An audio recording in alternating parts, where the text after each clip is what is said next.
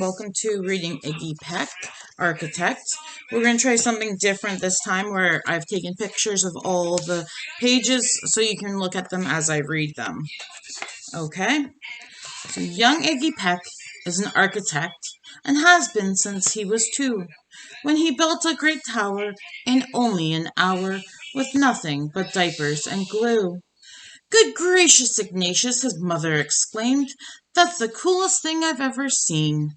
But her smile faded fast as a light wind blew past, and she realized those diapers weren't clean. "Ignatius, my son, what on earth have you done? That's disgusting and nasty, it stinks." But Iggy was gone. He was out on the lawn, using dirt clods to build the Great Sphinx. When Iggy was 3, his parents could see his unusual passion would stay. He built churches and chapels from peaches and apples, and temples from modeling clay.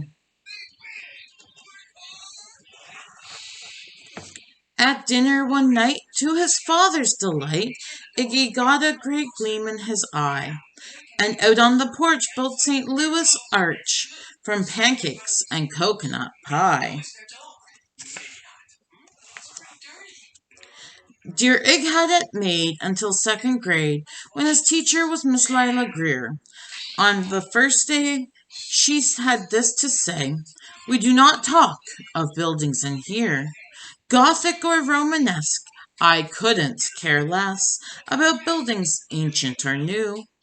She said in her lecture about architecture that had no place in grade 2. That might seem severe, but she was sincere, for when she was no more than 7, she had a great fright at a dizzying height, in a building so tall it scraped heaven. On an architect's tour of the 95th floor, young Lila got lost from the group. She was found 2 days later in a stuck elevator, eating cheese with a French circus troupe.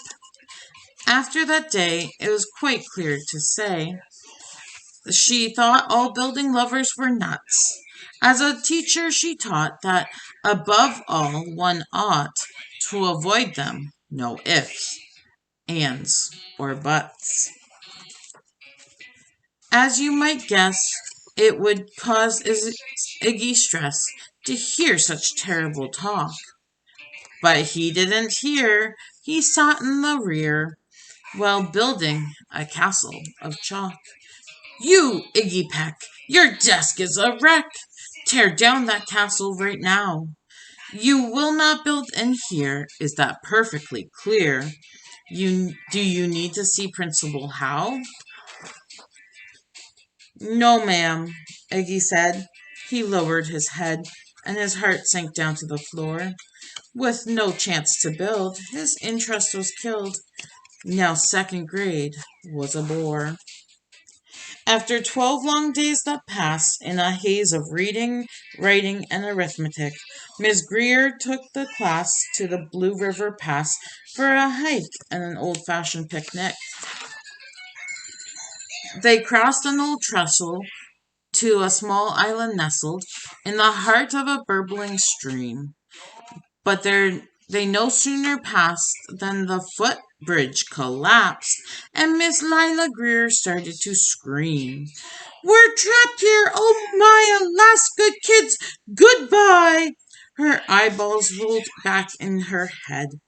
She dropped to the ground with a vague groaning sound, luckily fainted and not dead.